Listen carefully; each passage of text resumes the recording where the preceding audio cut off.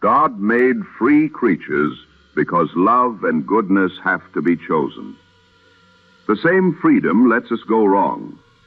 And when we use our reason to complain about it, we're using the very gift that came from Him. The first wrong step was pride, wanting to be our own center, and to find happiness without God.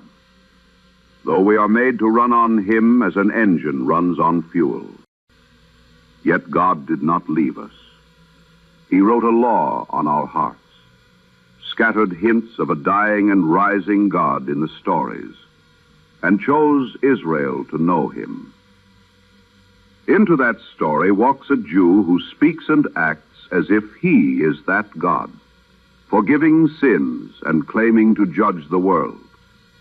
You cannot file him under good teacher and move on.